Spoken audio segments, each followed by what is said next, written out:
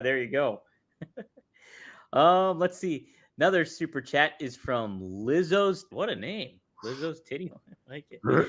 Canadian dollars and 279. They say, I don't know if she or he, become a sadist. RVD, love the pain. JK, you're a legend. So there you go. Wouldn't that be a cool gimmick for a wrestler? A character, chop them in the chest, and they love it. Just give it to me. And, Call him the sadist. That's all you need. That's all you need. Some people are sadists. Vince, there was one time in WWE where, they were trying to get Sabu to talk, and he didn't want to talk. He didn't think it was good for his character or his future. And plus, he wasn't comfortable talking anyway. But they were insistent. They wanted him. They said, that's where the money's at. We want you to talk. And man, he was real upset about it. One day, Vince told him, it's just going to be me and you in a room. No, you don't have to worry about any camera guys to be nervous in front of or anything. I'm going to work with you. I'm going to get this out of you, man. I'm going to get you just to do this promo. Well, Sabu wanted me there. So, of course, I'm going to go there, too, and try and help him out. And Vince is like, Rob, what are you doing here? We're supposed to just be me and Sabu. And I was like, well, Sabu wanted me here. He's uncomfortable, and I'm trying to help. And, we're inseparable, motherfucker. Don't worry about it.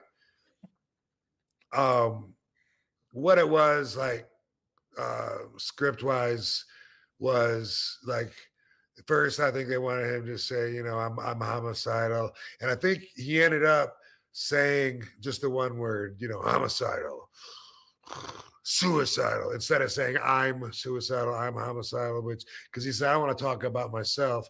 And he says, a homicidal person doesn't say I'm homicidal, he's just homicidal, which I totally agree with. But there was this point where, Vince had talked him into at least, boom, let's try it. Let's see what we can get, even though he didn't want to.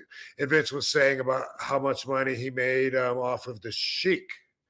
And he was saying, that he knows what he's doing.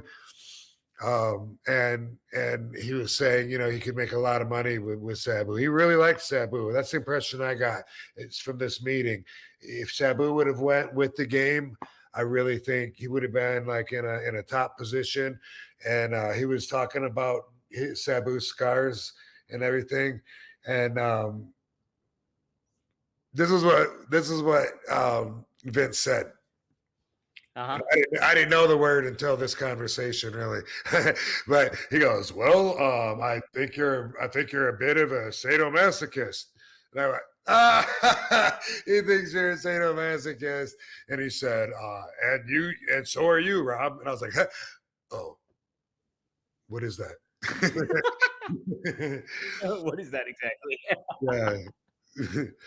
And we don't enjoy the pain. It's just that it's worth the pain to show our durability, and we don't mind putting our body through a wreck, because our body is our vehicle. That's all we got. So we're doing it. And thank God we have an outlet for it with pro wrestling and our fans that appreciate what we do. Yeah. Oh, man. It's neat because Sabu is in a way, like, he didn't need to talk necessarily. Like, it was Right. just got that identity where it's just like, he's got that air of mystery about him. It takes away, it really, yeah. If he never talked, he would still be so mysterious. Yeah. Yeah, that's the thing. It's just like you didn't know what was he about. Why was he doing all the stuff that he was doing? And having somebody like Fonzie that's over the top was a great compliment to him. And and you along with him, like kind of being laid back and like kind of teasing him sometimes, like when it's like in those backstage promos and stuff in ECW. It was just a great dynamic, and that really got Sabu across, I think, in a lot of ways too. Yeah, I missed that. That would have been good to just stay on that path. And every time he would come out, the fans would be like, oh man, this guy, check him out. And they'd be intrigued by him, by the way he looks, his moves, and the fact that he doesn't talk to you. Yeah, that's it. What's he about, man? What's he about?